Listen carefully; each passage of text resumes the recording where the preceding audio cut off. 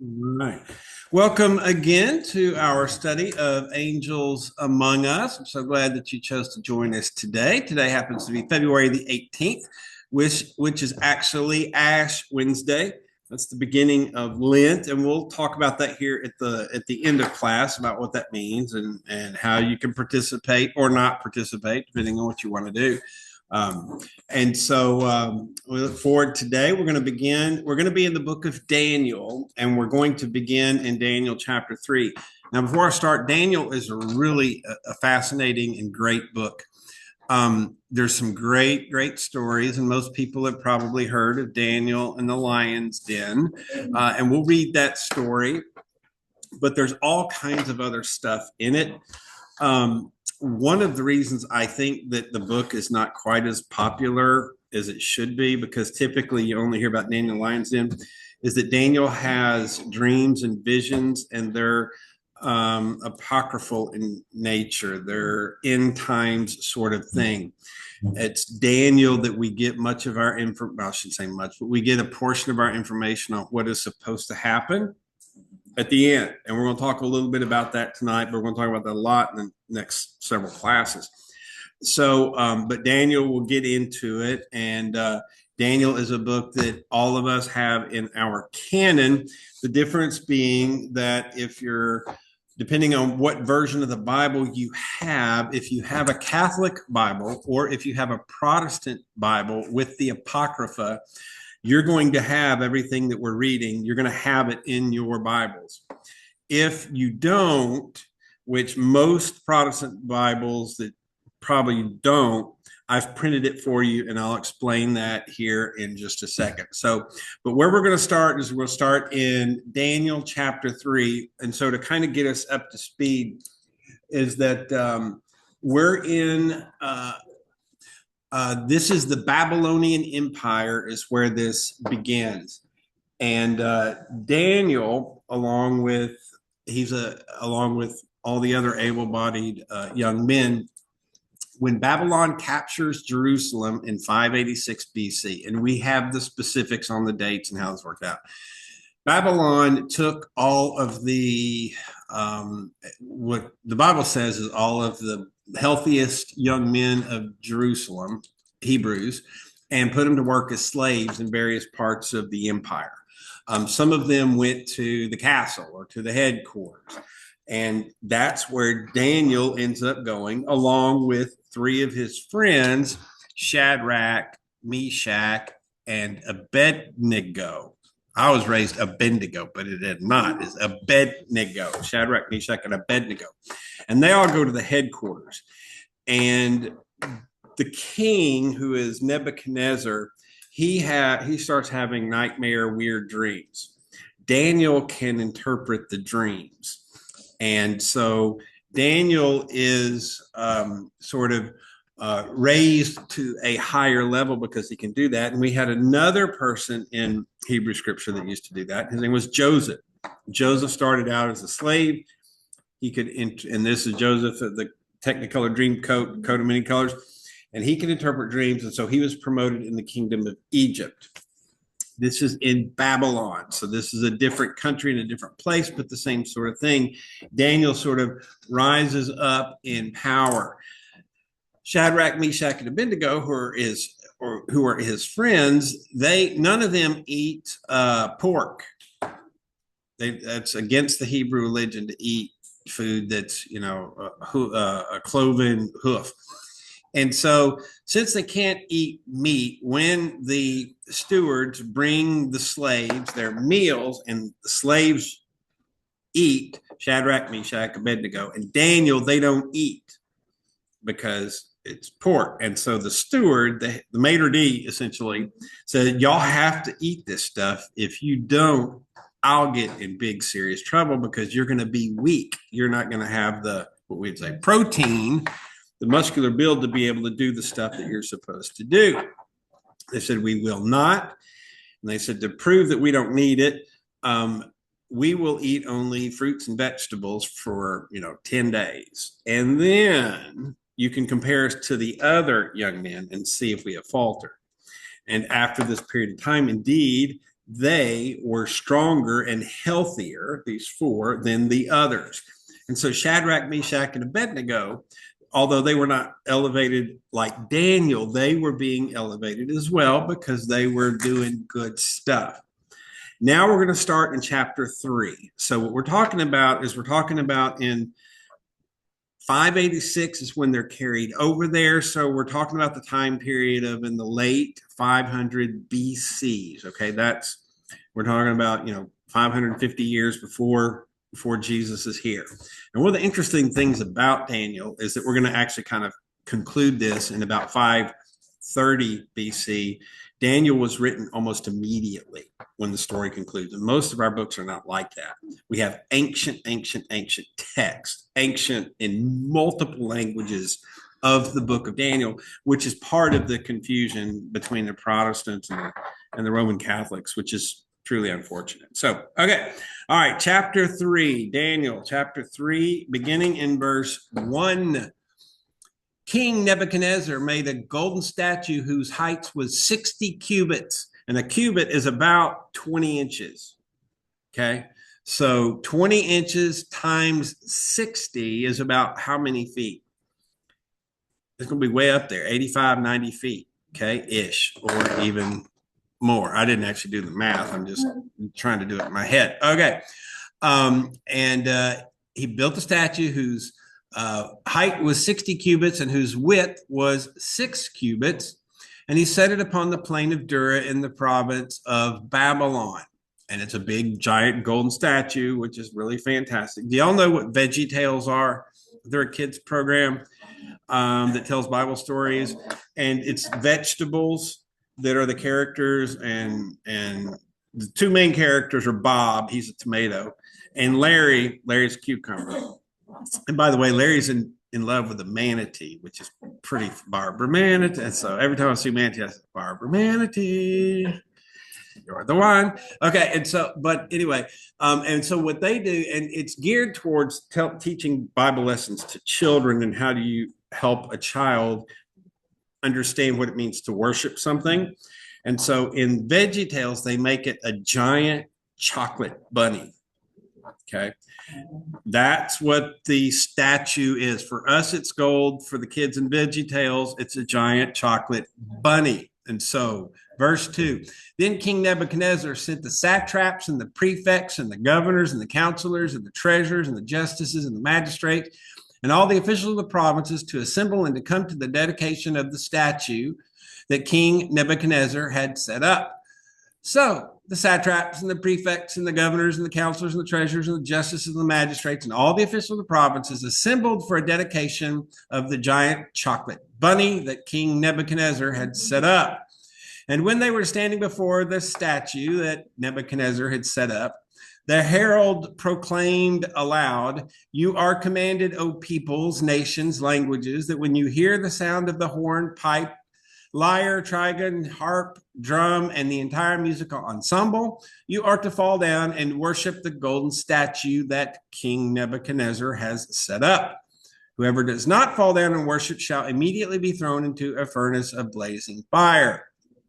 Therefore, as soon as all of the people heard the sound of the horn, the pipe, the lyre, the trigon, the harp, the drum, and the entire musical ensemble, all the peoples, nations, and languages fell down and worshiped the golden statue that King Nebuchadnezzar had set up. Accordingly, at this time, certain Chaldeans came forward and denounced the Jews. They said to King Nebuchadnezzar, "O king, live forever. You, O king, have made a decree that everyone who hears the sound of the horn, the pipe, and I have to read this. The horn, the pipe, the lyre, the drum, the entire musical ensemble shall fall down and worship the golden statue, and whoever does not fall down and worship shall be thrown into a furnace of blazing fire. There are certain Jews whom you have appointed over affairs of the province of Babylon, Shadrach, Meshach, and Abednego. These pay no homage to you, O king. They do not serve your gods, and they do not worship the golden statue that you have set up." Then Nebuchadnezzar, in a furious rage, commanded that Shadrach, Meshach, and Abednego be brought in. So they brought those men in before the king. And Nebuchadnezzar said to them, "Is it true, O Shadrach, Meshach, and Abednego, that you do not serve my gods and you do not worship the golden statue that I have set up?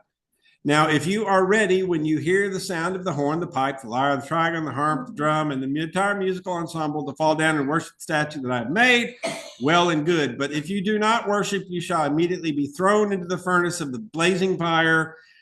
Who is the God that will deliver you out of my hands?" And Shadrach, Meshach, and Abednego. Now, there's a little question why Daniel is not included this. And it may be because Daniel has sort of been promoted out of the reach of those guys who had come up with this, that maybe he was a little beyond the reach at that time. He's going to fall under the reach here soon. But Shadrach, Meshach, and Abednego answered the king, "Oh, Nebuchadnezzar, we have no need to present a defense to you in this matter. If our God, whom we serve, is able to deliver us from the furnace of the blazing fire and out of your hand, O king, let him deliver us. But if not, be it known to you, O king, that we will not serve your gods and we will not worship the golden statue that you have set up." Which is, okay, you relent your faith or you're killed, which is sort of like everybody's. That will never happen, surely. It's kind of like, we will never have to face, but we have like a question mark. We will never have to face that, right? No, probably, almost definitely, most likely not. Okay, but these guys did. And verse 19, then Nebuchadnezzar was so filled with rage against Shadrach, Meshach, and Abednego that his face was, mine says, distorted. He ordered the furnace heated up 7 times more than was customary, and ordered some of the strongest guards in his army to bind Shadrach, Meshach, and Abednego and to throw them in the furnace of the blazing fire. So the men were bound still, wearing their tunics, their trousers, their hats, and their outer garments, and they were thrown into the furnace of the blazing fire. Because the king's command was urgent and the fire was so overheated, the raging flames killed the men who lifted Shadrach, Meshach, and Abednego. But the 3 men, Shadrach, Meshach, and Abednego, fell down bound into the furnace of the blazing fire. Okay, so in the Protestant Bible, it ends here. In the Roman Catholic Bible, it's going to continue on for several more verses. For those of you who are in person, that's this prayer of Ashazira. So go to it now. Okay, go to your handout. Now, if you're online and you don't have a copy of this portion, you can Google the prayer of Azazirah, which is Azarih, or you can just say something like Google the hidden chapters of Daniel, and it's going to come up. There's multiple going to come up. Chapter 13 and 14, we're going to cover those a little bit, but they'll come up as well. But this is short because I've cut out a big chunk of it. So after verse 23, in most of our Bibles, if you've got a Catholic Bible, Roman Catholic, you're already in. Here's how it goes. And they walked around in the midst of the flames, singing hymns to God and blessing the Lord.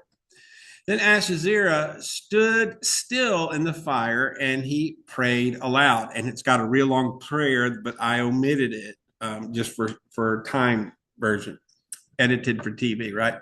So now the king's servant who threw them in kept stoking the furnace with naphtha, pitch, tow, and brushwood.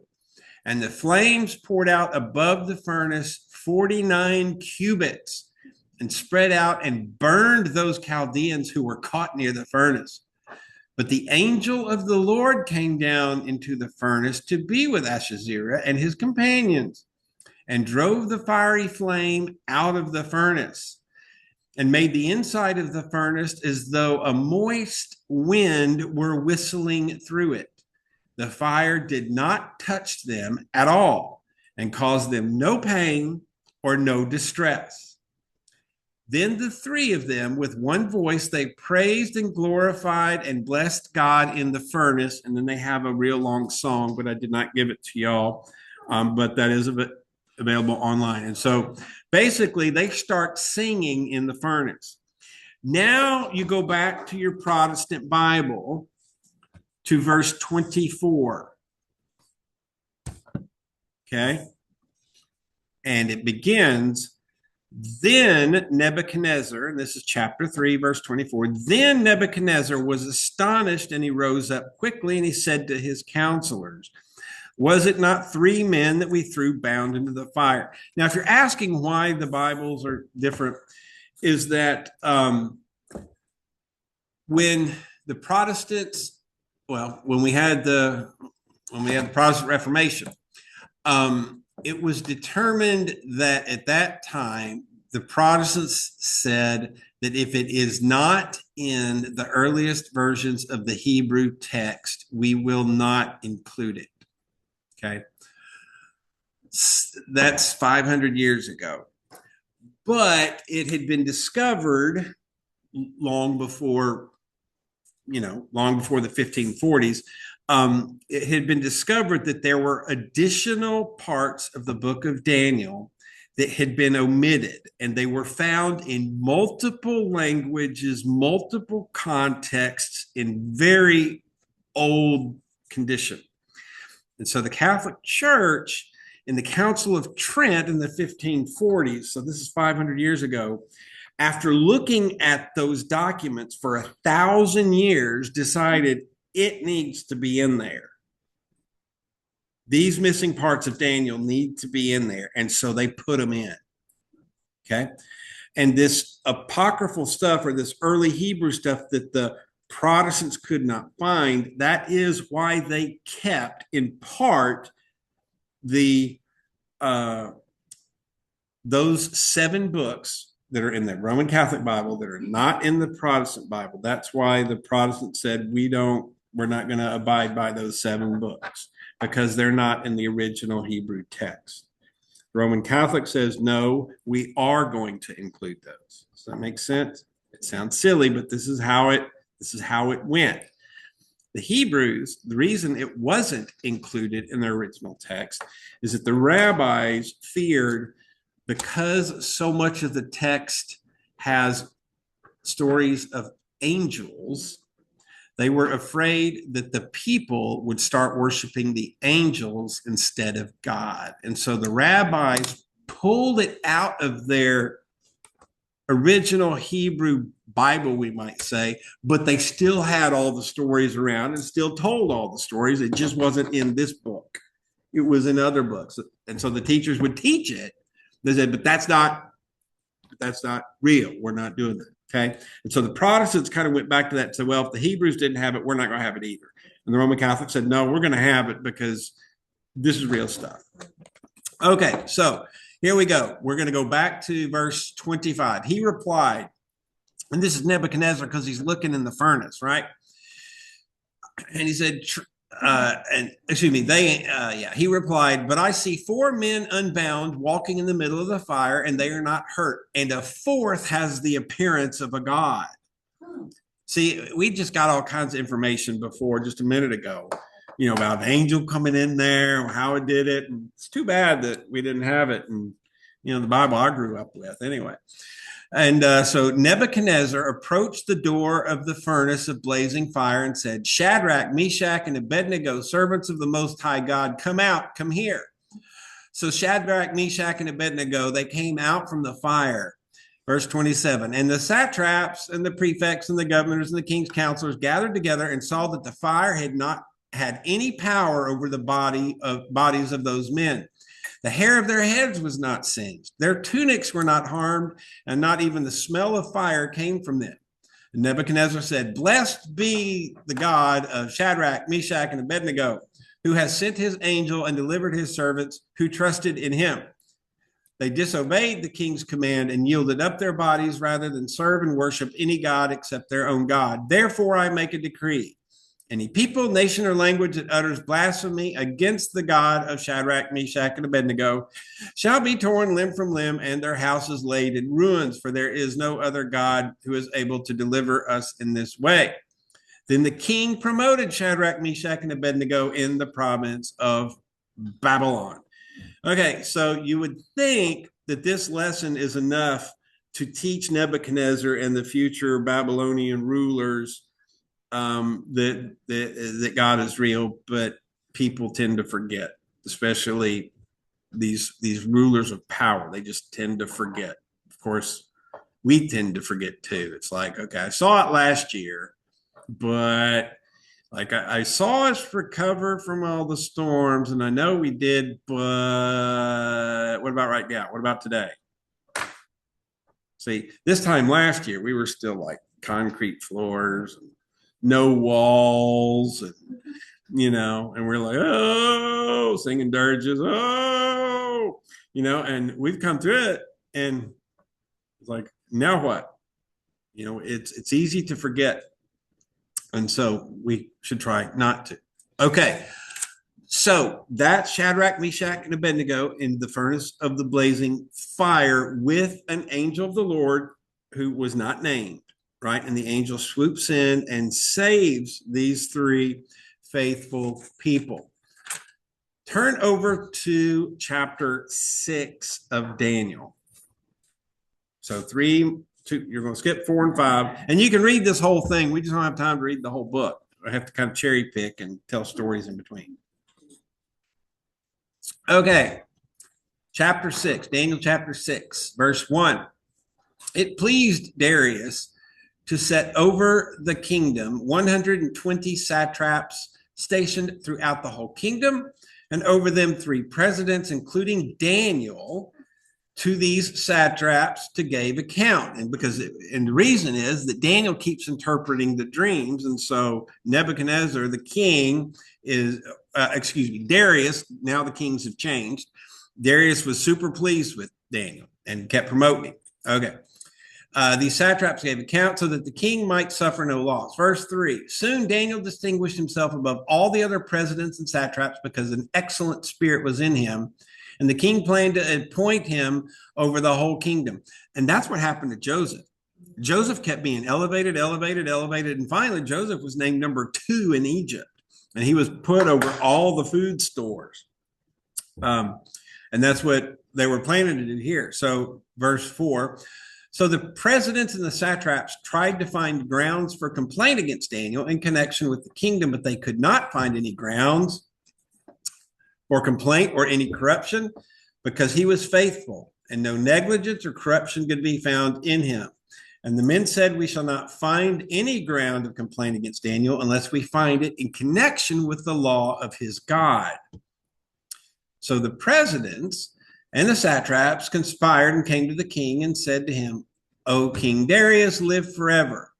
All the presidents of the kingdoms, the prefects and satraps, the counselors and the governors have agreed that the king should establish an ordinance and enforce an interdict that whoever prays to anyone, divine or human, for 30 days, except for you, O king, shall be thrown into the den of lions. Now, O king, establish the interdict and sign the document so that it cannot be changed, according to the law of the Medes and the Persians, which cannot be revoked. Therefore, King Darius signed the document and interdict. So what happens is that Babylonian is an empire for basically 86 years, and they're called one of the chief bad people by Hebrew history. After the Babylonian, and people just keep beating up on each other is what happened. So the Persians beat up the Babylonians in 530. Okay. And in 530, which is just going to be a few years afterwards, the Persians come in and take over. And then after the Persians comes the next guys, and then after the next guys come the next guys. And then it just, and all of them are bad because they all beat up on the Hebrews, because the Hebrews are just not a warfaring people. And they're easy to pick on. And so they continuously get picked on. And that's what he's talking about, is the combined governments of all of the bad guys at that time. Okay. Verse 10, although Daniel knew that the document had been signed, he continued to go to his house, which had 3 windows in its upper room open towards Jerusalem, and to get down on his knees 3 times a day to pray to his God and praise him, just as he had done previously. So every day he would leave his very stressful job that has lots of responsibilities, great burdens, and great stress. He'd still go home 3 times a day and pray 3 times a day. And he would open his windows, and he was probably dressed in his turban and his Middle Eastern garb, and he would face Jerusalem. See, Christians, we wouldn't recognize this now, right? And he would get on his carpet and he would look towards Jerusalem and he'd pray 3 times a day to the Lord. That was his, smoke break, except for him, they were prayer breaks. And they probably weren't like, thank you, Lord, amen. It probably was, some good time in prayer. And that's what Daniel is doing. Verse 11, the conspirators that came and they found Daniel praying and seeking mercy before his God.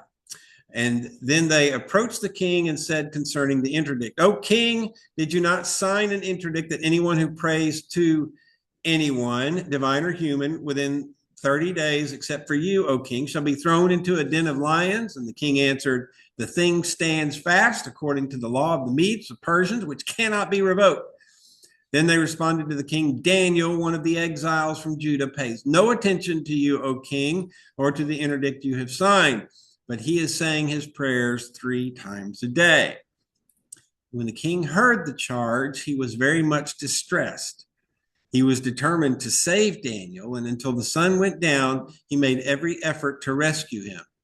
Then the conspirators came to the king and said to him, know, O king, that it is a law of the Medes and Persians that no interdict or ordinance that the king has established can be changed. So verse 16, then the king gave the command, and Daniel was brought and thrown into the den of lions. And the king said to Daniel, may your God, whom you faithfully serve, deliver you. And a stone was brought and laid over the mouth of the den. So you're supposed to wink, wink to the Christian church. The big stone is rolled over the mouth of the den. What does it remind you of, maybe? Yeah, Jesus, the stone being rolled over the cave where Jesus is laid over the tomb, right? Okay. And the king sealed it with his own signet ring and with the signet of his Lord. Same thing with Jesus, is they sealed it. And that's just pouring wax over the crack and like putting your ring in there so they know I went to Baylor, like that. Well, it's just wax. I mean, you could just peel the thing off. It doesn't take any effort. It's like I looked in the fridge last night and to see if there was an open bottle of wine. We have lots of wine in this church, lots of it. And I was just kind of curious, and one was kind of full. But I could tell that it had been opened because I could see that it was twisty top. It was a cork. It was twisted. I could see that the safety seal was broken. So it doesn't take any effort to break that seal, and so but that's how I knew it. And this is the same thing. The seal it's not like a padlock, a master lock, or a bike lock, with that embedded wire. It's just a wax seal, but so that nobody, so that that nobody tampered with it, right? Okay. And the king sealed it with his own signet and with the signet of his Lord, so that it might be changed concerning Daniel. Then the king went to his palace and spent the night fasting. So no food was brought to him, and sleep fled from him. And then at the break of day, the king got up and he hurried to the den of lions. And when he came near the den where Daniel was, he cried out anxiously to Daniel, O Daniel, servant of the living God, has your God, whom you faithfully serve, been able to deliver you from the lions? And then Daniel said to the king, O king, live forever. My God has sent his angel, and that's important. God has sent his angel to shut the mouth of the lion so that they would not hurt me, because I was found blameless before him, and also before you, O king, I have done no wrong. So how long is he in the lion's den? Overnight, right? Okay. So Daniel was taken up out of the den, and no kind of harm was found on him, because he had trusted in his God. Verse 24. And the king gave a command, and those who had accused Daniel were brought and thrown into the den of lions, they and their children and their wives. And before they reached the bottom of the den, the lions overpowered them and broke all their bones into pieces. Okay, so far we've seen a couple of angelic encounters, and this point, which is chapters 1 through 6, there are angels everywhere. Well, pretty much. They're in just about every passage in some, but they're not yet named. Okay. And so far we have seen one angel that got named. What angel names do we know? Gabriel, because Gabriel's the one that came to Mary at the Annunciation. And then we assume that Gabriel came to everybody else that was involved, but got named. Then we saw another angel, a different one, last week when we were talking about Balaam and the donkey. And it was it Raphael? Was it Raphael? Okay. So we've seen a couple of angels, and now we're going to see who these are. And I'm just going to point to a verse in chapter 9, verse 21. Okay. And I'm just pointing out this verse. I didn't do it in the early class, but I just kind of had to tell them. Daniel is going to name the angel that has been visiting him. Okay. While I was speaking this is Daniel chapter 9, verse 21. While I was speaking in prayer, the man Gabriel, who I had seen before in a vision. And so since Daniel names him there, they sort of trace that must have been the one who was present probably in the furnace and in the other places up to that point. But one of the things that makes Daniel unique is Daniel actually has encounters with two different angels. Okay, and we don't have that in other places. So turn over to chapter 12. Chapter 12. And this actually begins a chapter or two before this, but we just don't have the time to go through all that. And Daniel is having a dream. And as I mentioned at the beginning of our class, Daniel has dreams of the end times. Now, Revelation is kind of the book that we look at as being the story of the end times, and it's freaky and has all this symbolism, and Babylon is that person, and Rome is that one, and that dragon is this, and Assyrians and all this kind of stuff.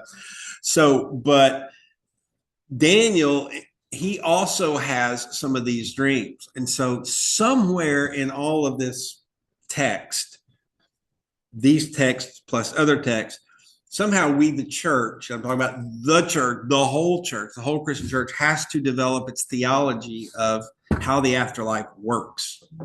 How is all this at play?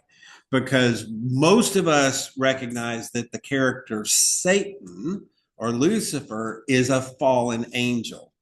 Well, if he's a fallen angel, then how did he fall? And why did he fall? Right? And when he fell, others fell with him. And so though all of these stories are kind of scattered across all kinds of texts, very little of it, which is in here.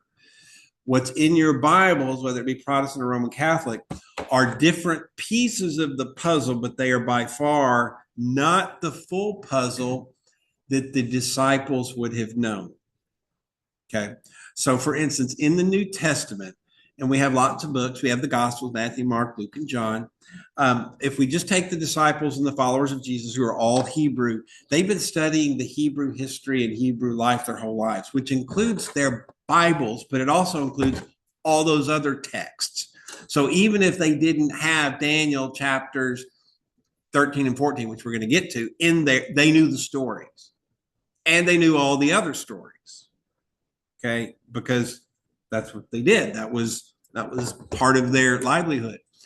In plenty of books in the New Testament, I can't say all of them, but in an awful lot of them, the authors will refer to some story or some character that is not in here, but is in some other text, because it's part of what they know. Makes sense? And I'm going to show y'all some of those later on in the class. And it's like, oh my gosh, I've been looking at them my whole life. I didn't know that. Well, yeah, let's talk. And they're not talking about a Bible story. It's not saying, well, just the Bible is not like a complete history book of everything that God did, right? It's not. This is not all that God did. God did a whole lot more than this. And there are other stories out there. Part of the challenge of theologians, no matter what their flavor or theology is, is to try to figure out, okay, what is really God's and what is not? What is somebody's crazy imagination? Somebody's just writing a story and they're trying to sell it or trying to make themselves popular because they know something that other people don't know or whatever else. And so it's a constant sort of give and take balancing act that the church has been going through for 2,000 years to figure out what, and then before that, the Hebrew text for an additional 1,000 years beyond that. So in 12, we're going to get a portion of Daniel's vision, and some of this will sound familiar, and I've known that, but I didn't know where and why I knew that. And this is where it is. Chapter 12, verse 1. At that time, Michael, the great prince. Michael is the other third named angel in the Bible. We have Raphael, we have Gabriel, and we have Michael. Michael's claim to fame, Saint Michael, is that he is the general of God's armies. Okay, he is the top commander, and his most famous photo and sculptures are him. He's flying his wings, and he's got a spear, and he's stepping on the heads of the people of the bad people, whether they be angels or humans or whatever it happens to be. At that time, Michael, the great prince, the protector of your people, shall arise. And there shall be a time of anguish such that has never been since nations first came into existence. But at that time, your people shall be delivered, everyone who is found written in the book. Okay.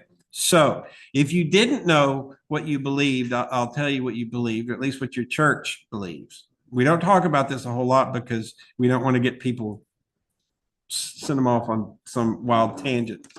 But essentially, we believe that at one time, at Judgment Day, whenever that happens to be, God is going to call all people, living and dead, to him. Okay. In there also includes the fallen angels. They've already been cast out. But everybody is going to be gathered to the throne of God and judged. Okay. And all the good people get the free pass, get the speed pass at Disney World. Okay. And go straight to heaven. All the bad people go right back where they were the whole time. Okay. In Revelation, this is called the second death, and it's referred to in Revelation a lot, in that when they're brought up out of Hades, hell, Sheol, whatever happens to be, when they're brought out for judgment, they have hope that they're going to make it. And they don't. They get sent right back. So they die a second time. Okay. And so Revelation talks about avoiding the second death. And it also talks about a double-edged sword. The angel overall, this is a double-edged sword.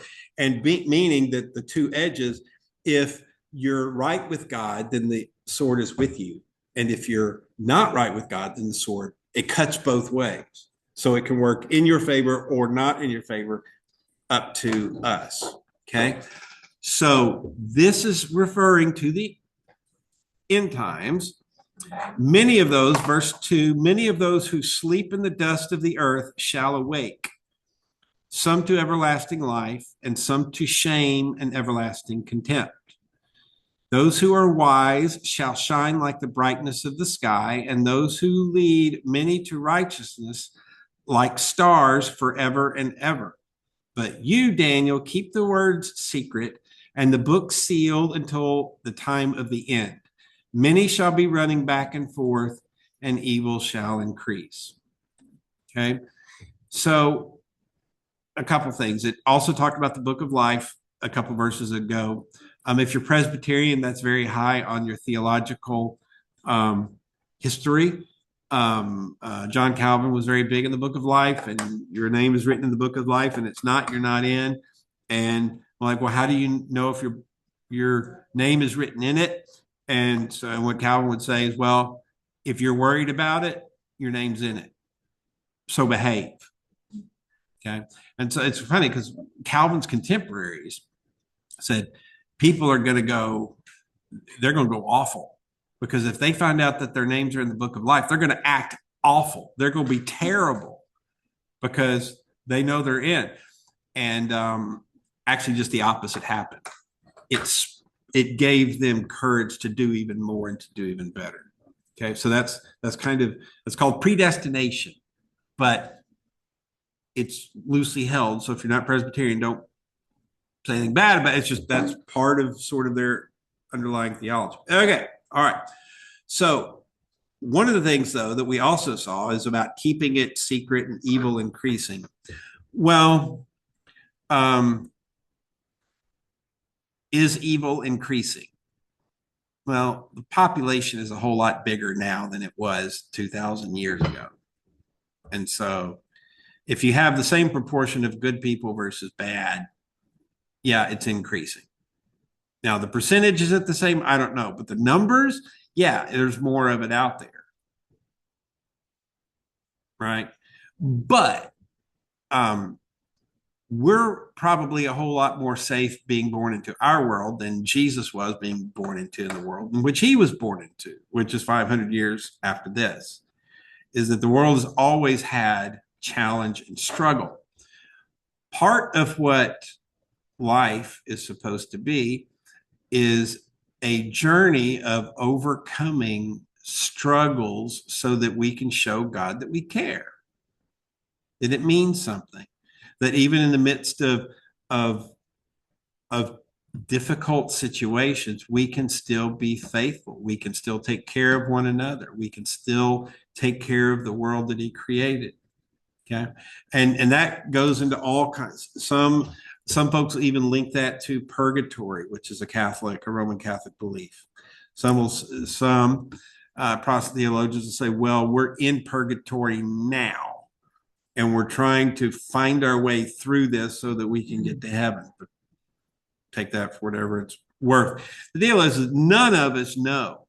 And so reading what we've got here, plus all the other stuff, and you try to put all the pieces, is really, really difficult to try to put all the pieces together. And the fact is, none of us knows because we're not at the end yet. Thankfully, I don't want to be. I want to be gone under the earth before that happens. Revelation goes into some detail. I don't want to be around. So I just want to get called up and hopefully I've done enough, right? Okay. So here we go. Verse 5. Then I, Daniel, looked, and two others appeared, one standing on this bank of the stream and one on the other. And one of them said to the man clothed in linen who was upstream, how long shall it be until the end of these wonders? And the man clothed in linen who was upstream raised his right hand and his left hand towards heaven.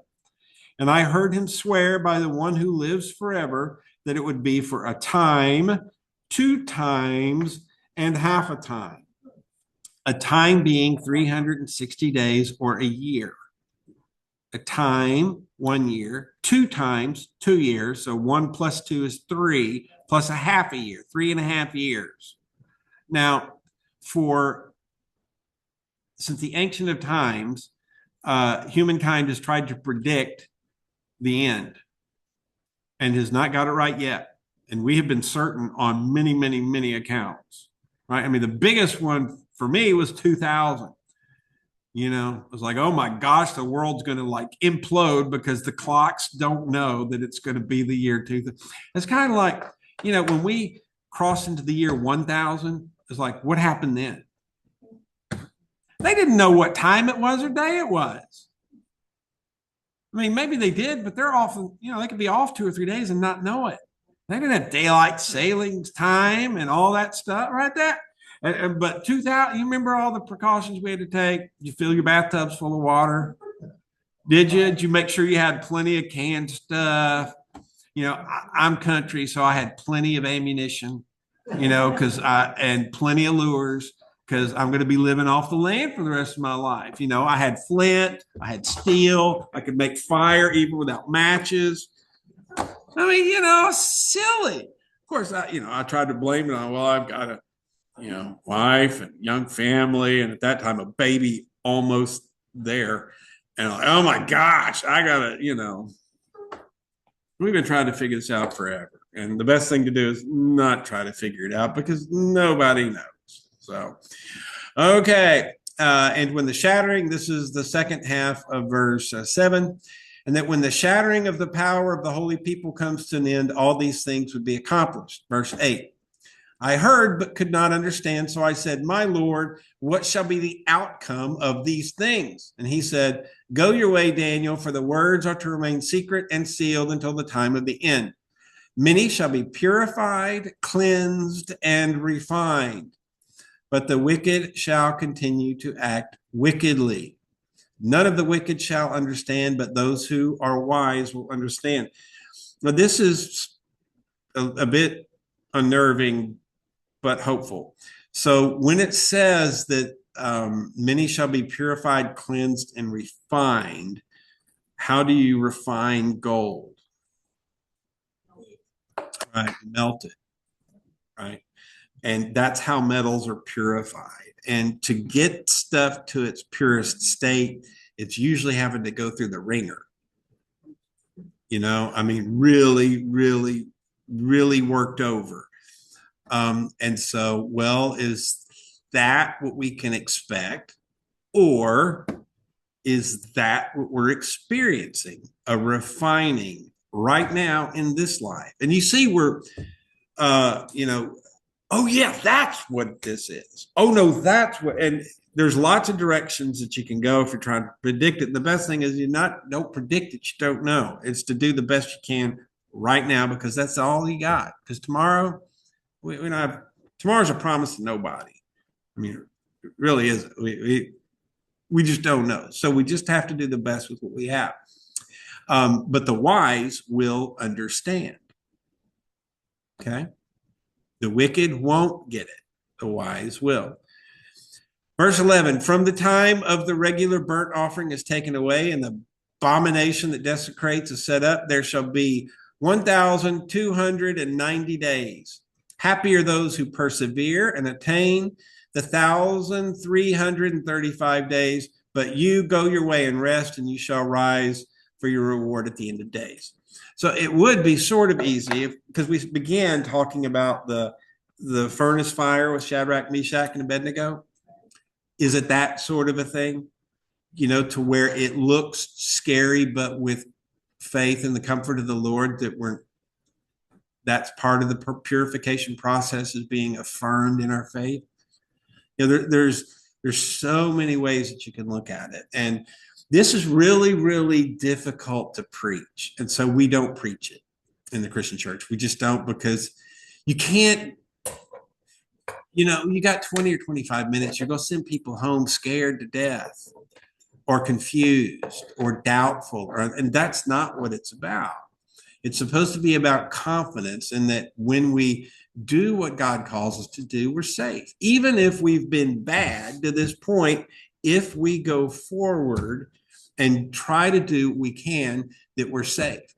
That is what the purpose of Lent is in the church. It's a journey, a short-term journey between now and Easter, 46 days, during which we are supposed to further our relationship with God.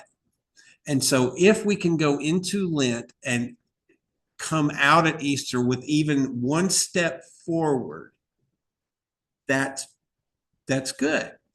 And even if that's the only step forward that we take, and next year we take one step, now we're 2 steps forward. It's kind of like if you give something up for Lent, like I give up sweets for the whole duration. You don't have to do something for the whole duration, but I give up sweets, and I've done it for years.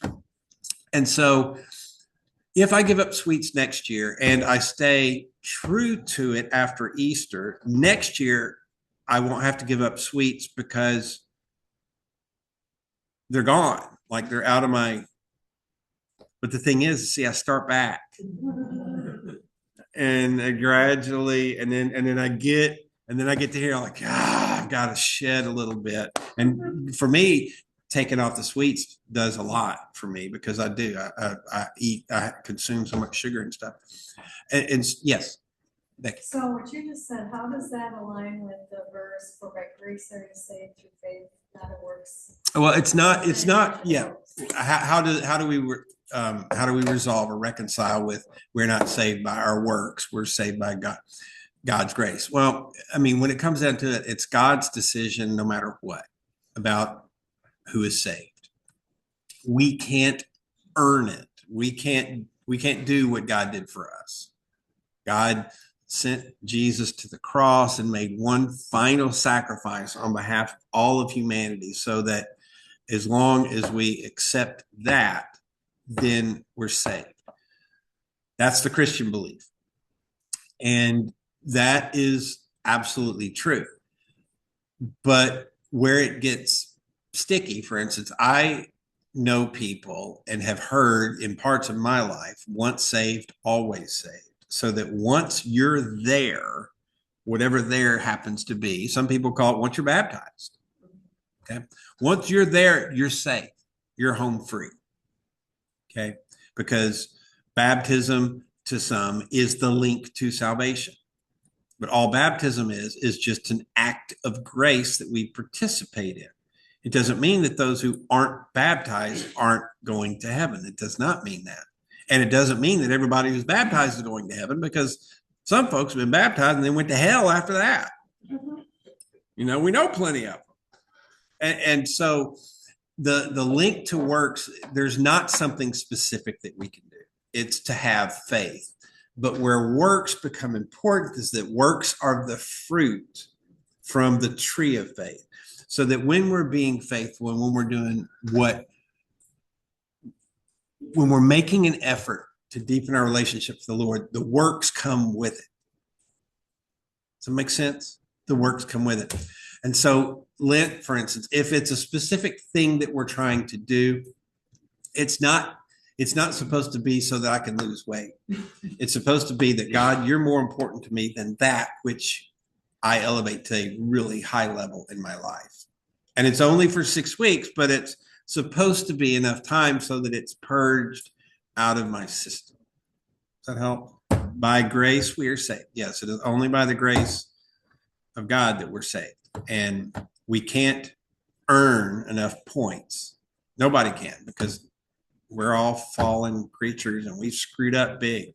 And we have plenty more red probably on our scorecard than we do any other color. And so it's not a point system, you know, it's not a scoring system. It's just doing what we can do for the Lord is while we've got the opportunity to do it. Does that help? Okay. So in your Protestant Bible, your Bible ends. If you've got a Roman Catholic Bible, you have 2 more chapters. But since none of us are like that, Trudy, in your Bible, do you have chapters 13 and 14? Okay, so you don't have the Apocrypha in it. Okay, but that's okay because I gave it to you, chapters 13 and 14 of Daniel. If you are online and you do not have chapters 13 and 14 of Daniel, they are easy to find. Just type in Daniel chapter 13 and 14, and it's going to come up. What you want to find is it in BibleGateway.com.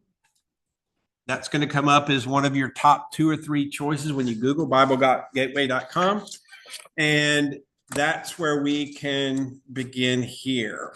Chapter 13, I'm not going to read. It's a great story, but I just included it because I didn't want to go to 14 without giving you 13. It's a great story, but we don't have angels in chapters 13. But 14 is a different story.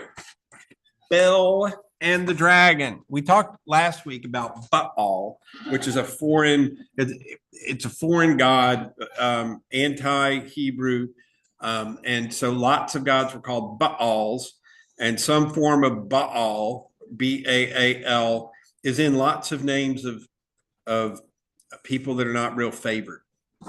And that's kind of why. Bel could very well be Baal, but we're about to find out. Bel and the Dragon, chapter 14 in your handouts. Now, if you are online and you want these things, I can email them to you.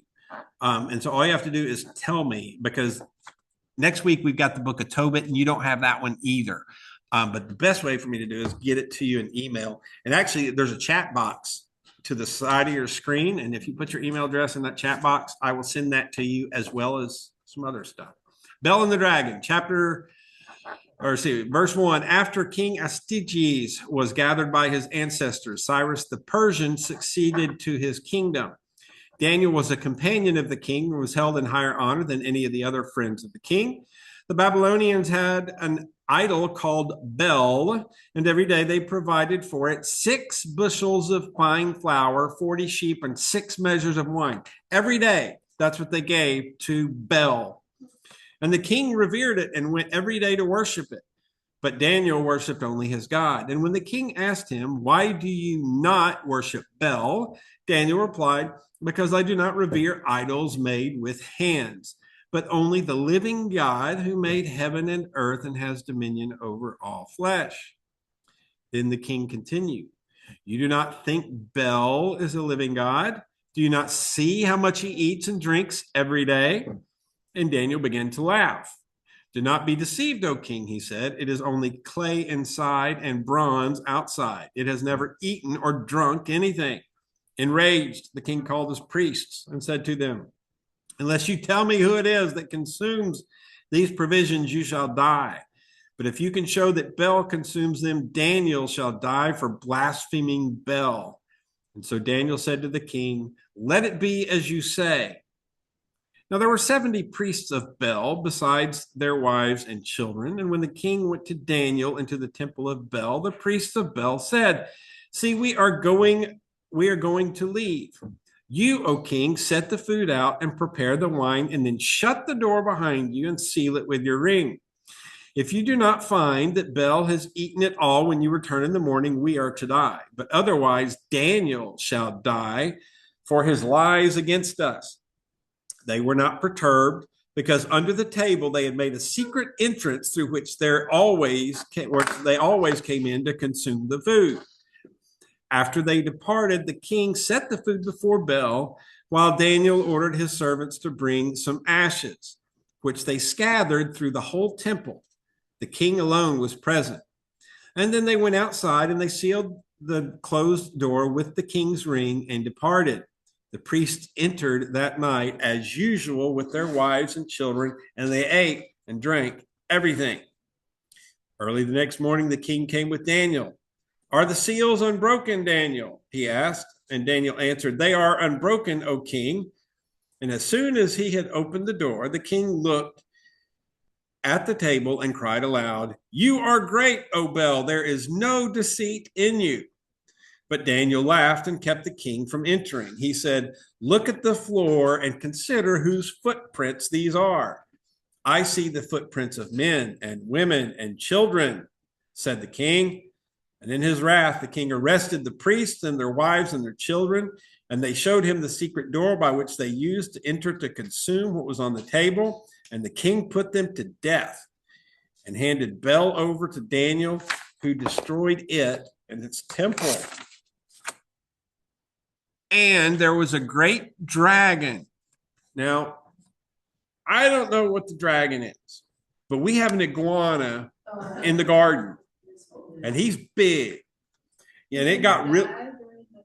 He did not, because when we had that almost freeze and all the iguanas were falling out of trees, after church, I scoured the entire property looking for that iguana, ready to take him to Moat Aquarium if I found him, so that the eagle wouldn't get him or whatever. Like I'm going to prohibit a bald eagle from eating an iguana. But anyway, but no, I did not find. But anyway, he's huge. He's like yay, and I don't know if that's a dragon or not. But he's you look, oh my gosh, what is that in the tree? And it's an iguana. That's right. So I don't know what the dragon is. Okay. But there was a great dragon with which the Babylonians revered. It could be a bull mastiff too, or something like that. The king said to Daniel, "You cannot deny that this is a living God, so worship it." But Daniel said, "I worship the Lord my God, for he is the living God. Give me permission, O king, and I will kill this dragon without sword or club." "Give me permission, O king, and I will kill him without sword or club." And the king said, "I give you permission." And then Daniel took some pitch, fat, and hair, and these he boiled together and made into cakes. and he put them into the mouth of the dragon, and when the dragon ate them, he burst. This, he said, is what you revere. And when the Babylonians heard this, they were angry and turned against the king. The king has become a Jew, they said. He has destroyed Bel, killed the dragon, and put the priests to death. And they went to the king and they demanded, hand Daniel over to us, or we will kill you and your family. And when he saw himself threatened with violence, the king was forced to hand Daniel over to them. And they threw Daniel into a lion's den where he remained for 6 days. In the den, there were 7 lions. 2 carcasses and 2 sheep had been given to them daily, but now they were given nothing so that they would devour Daniel. The prophet Habakkuk was in Judea. Habakkuk, I don't know if you ever heard of Habakkuk, but he has his own book in the Bible. He's a minor prophet, and he's a minor prophet just because his book is smaller. There's 12 minor prophets and 4 major. Daniel's one of the major. There's 4 minor. Meanwhile, a couple of thousand miles away, Habakkuk, the prophet Habakkuk, is minding his own business, and he mixed some bread in a bowl with the stew. I see what's great is that the Hebrews know these stories. You know, they know all the prophets and what everybody does and how they, and I always used to like when I was watching, shows, or still now, and they have cameos from other shows that show up, like Brady Bunch, they would always bring in like real life, like movie stars and stuff. Remember how and Brady Bunch is not perfect. We know that nothing like that exists. There's no perfect 6 children, 3 boys, 3 girls from 2 different parents that get along with, their greatest offense, pulling Cindy's hair. That don't exist. Okay. But I used to love, because they bring in these movie stars and they would treat them like movie stars. Like, oh, this is like real life, except we know that the Brady Bunch doesn't exist. And so here we get a meanwhile of another character that exists in another part of some other kingdom. And so Habakkuk, he mixed some bread in a bowl with the stew he had boiled, and he was going to bring it to the reapers in the field when an angel of the Lord told him, take the meal you have to Daniel in the lion's den at Babylon. But Habakkuk said, sir, I've never seen Babylon, and I don't know the den. And the angel of the Lord seized him by the crown of his head and carried him by the hair with the speed of the wind and set him down in Babylon above the den. Daniel, Daniel, cried Habakkuk, take the meal that God has sent you. You have remembered me, O God, said Daniel. You have not forsaken those who love you. And so Daniel ate, but the angel of God at once brought Habakkuk back to his own place. And on the 7th day, the king came down to mourn for Daniel. And as he came to the den and looked in, there was Daniel sitting there. And the king cried aloud, you are great, O Lord, the God of Daniel, for there is no other besides you. He brought Daniel out, but those who had tried to destroy him were thrown into the den, and they were devoured in a moment before his eyes. So we get the second trip of Daniel on the line. Wasn't that a good story? And isn't that too bad that that's not in so many of our Bible? It's a great story. And one of the things, and this is part of Catholic canon, Roman Catholic canon. One of the things they say is that the story talks about a young lad, Daniel, and they say, well, it's real, but it may have happened before the first one. It may have happened like chapter 1 or 2 or something like that. But either way, if this one happened first, when Daniel got thrown into the lion's den overnight, go right ahead, throw me in. See how good it does you, right? Or if this is the one that's later, time-wise, oh, you're going to throw me in lions? Okay.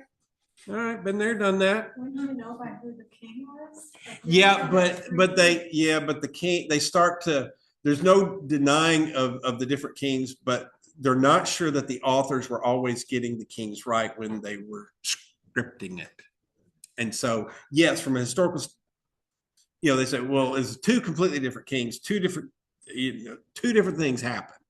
I mean, some people say, well, that kind of sounds like the first one. Well, yeah, because it's the lion's den twice, but there's still 2 different stories.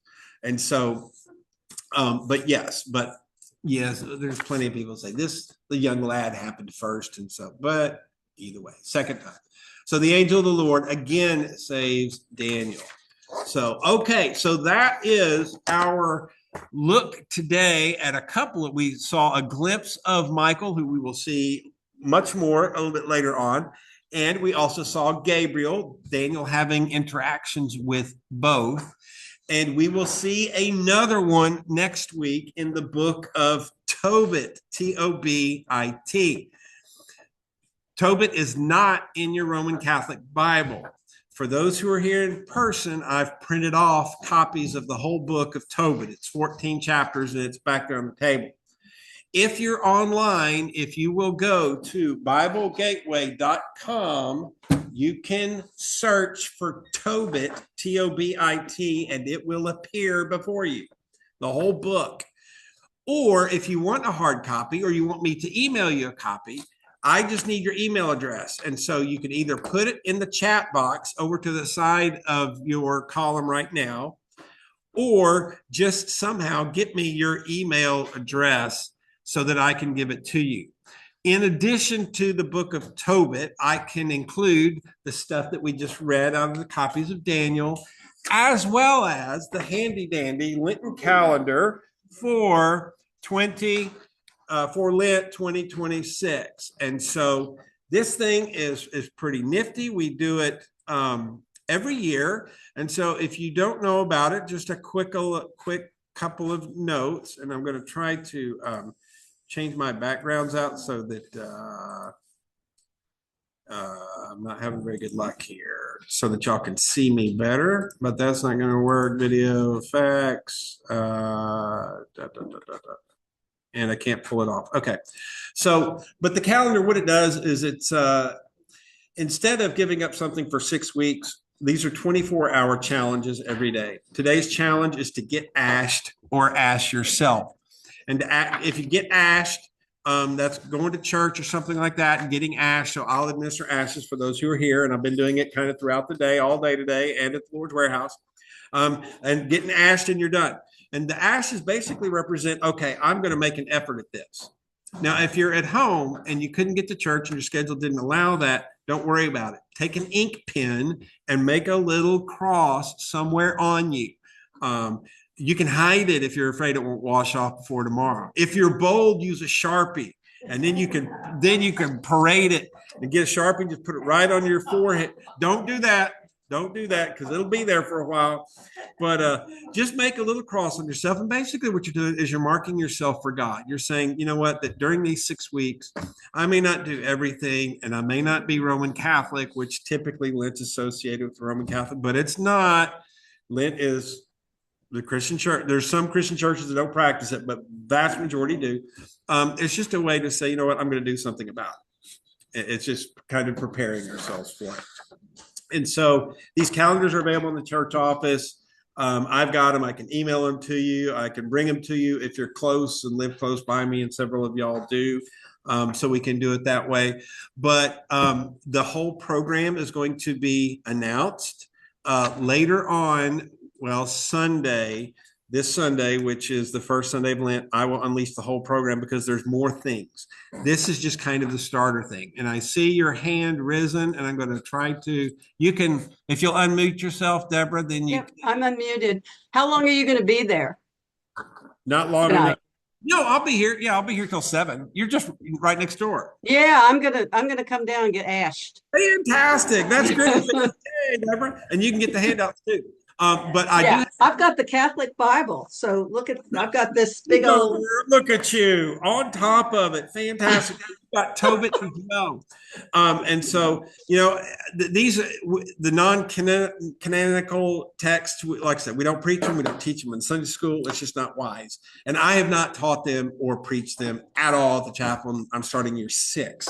So it's taken me this long to where I think, okay, I can do it and not get struck by lightning. But no, not really. It's not that. It's just that this is not stuff that we say is key to salvation. Where you think angels are, how all of this plays out in the future, how it's all played out in the past, none of it has any bearing on who you are and where you are with God. None of that matters. You can believe all kinds of things. In churches, we believe all kinds of things, none of which, or very few of which, have anything to do with how we're going to come out. Okay. The differences, like baptism, we all believe different things about baptism. That's not what keeps us out of heaven. Holy Communion, what we believe in holy, that does not keep us out of heaven. That's not it. Okay. So that's important to remember. All the stuff we're looking at is not meant to, I'm trying to inform you and show you as we go further on where our theology and where some of the things that you've got. I always heard that Lucifer or Satan was a fallen angel. Where did that happen? Because it's not in here. Okay. But we've got it in other texts, and we're going to look at it. And I'm hoping that we can take all these dots and connect them. And then you can say, okay, this is where so many of the theologies came from. The thing is that the early Hebrews, especially the disciples and the followers of Jesus and everybody, they all knew all these stories. So they weren't so worried about some of those details because they've been taught it their whole life. And they understood the difference between one and the other. So, okay. So again, thank you. And if you've put something in the chat box, that's great. If you put your email address over there, I'll send you everything. If you didn't, send me an email. My email address is right here, and I'm going to leave it up for you. But what you want is that BibleGateway.com. Go to that, and that's got everything that we're going to be looking at. You can find it right there digitally, but I'll be glad to send you either in an email or I'll be glad to mail you some of this stuff if you don't mind snail mail. So thank you so much. Next week, the book of Tobit, chapters 1 through 14. We cannot read the whole book. That's why I'm giving you the whole book to read as homework, because it is wonderful. You'll love it. Once you start reading it, you won't put it down. You will absolutely love it, I promise. All right. God bless you. Happy Lent. Happy Ash Wednesday. And I look forward to seeing y'all hopefully in worship on Sunday, the first Sunday of Lent. And if you're not here in person, tune in to us and you will see how we're all going to kind of participate and have some fun through Lent together. God bless you. Oh.